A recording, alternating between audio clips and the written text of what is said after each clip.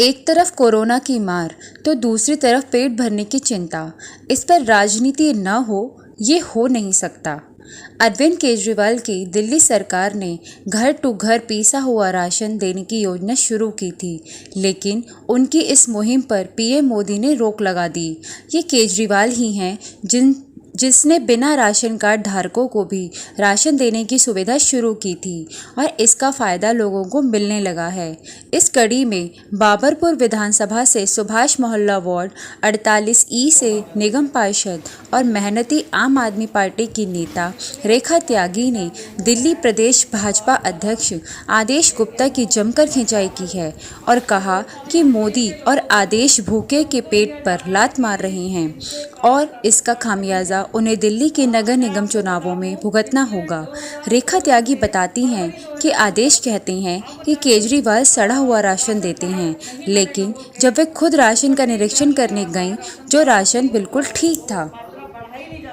आप मुद्दे पे क्या कहेंगे? क्या राजनीति से लोगों को भुखमरी की तरफ और भेजा जा रहा है या फिर राजनीति को बढ़कर लोगों के राशन घर पर भेजना चाहिए?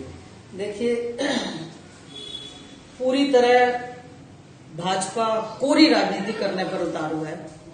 इस बात का भी अंदाजा नहीं है कि इस कोविड-19 जैसे भयानक समय में जहां लोग पूरी तरीके से त्रस्त हैं, लोगों के काम धंधे नहीं है, बीमारी चरम सीमा पर है, मौतों के अंबार लगे पड़े हैं, ऐसे में भी अगर भाजपा राजनीति करने पर उतारू है तो बेहद ही शर्मनाक हरकत ये लगती है।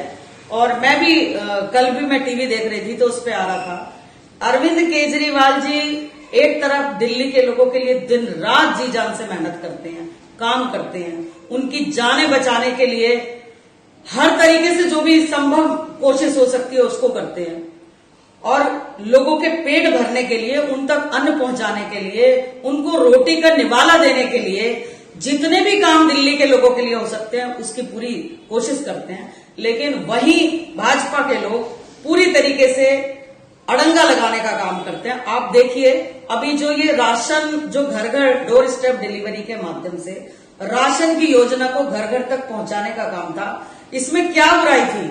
ये अभी जैसे भीड़ भाड़ राशन की दुकानों पे लग जाती है, उस भीड़ भाड़ से बचाव होता, कोविड के केस कम आते, संक्रमण कम फैलता। एक तो उद्देश्य यही है। दूसरा, जो चोर बाजारी राशन के दुकानों के माध्यम से जगह जगह हो रही थी, बार बार इस तरीके की बातें सामने आ रही हैं। हम छोटे छोटे बचपन में, छोटे से लेके बड़े हो गए तब से सुनते आ रहे हैं कि करप्शन, राशन की दुकानों के घोटाले, राशन। तो उन सब चीजों को ध्यान में रखते हुए, दूरदर्शिता की सोच रखते हुए अरविंद केजरीवाल जी ने ये फैसला लिया और इन्होंने तो पिछले दिनों दिल्ली के मुख्यमंत्री यानी दिल्ली की सीट को ही पूरी तरीके से राज्यपाल को सौंप दिया कि दिल्ली का मुख्यमंत्री, दिल्ली सरकार यानी कि उपराज्यपाल, जब सारा कुछ उपराज्यपाल कर ही रहे हैं तो उपराज्यपाल जी के पास ये फाइल भी भेजी गई। 5 बार उन्होंने इसको पास भी किया है और उसके बावजूद फिर जब पटल पे आई कहानी तो फिर इसका विरोध कर बैठे, फिर इस पे रोक लगा दी, फिर इसको बंद कर दिया। ना तो आदेश गुप्ता जी को शर्म आती है जो भाजपा के दिल्ली प्रदेश अध्यक्ष हैं, 1 साल उनको बने हुए नहीं हुआ, बड़ी बड़ी भाषणबाजी तो वो देते हैं मीडिया के माध्यम से, लेकिन दिल्ली की जनता का दर्द नहीं उनको दिखाई दे रहा बिल्कुल भी कि कहाँ क्या हो रहा है, दिल्ली की जनता कैसे परेशान है, ये उनको नहीं दिखाई दे रहा।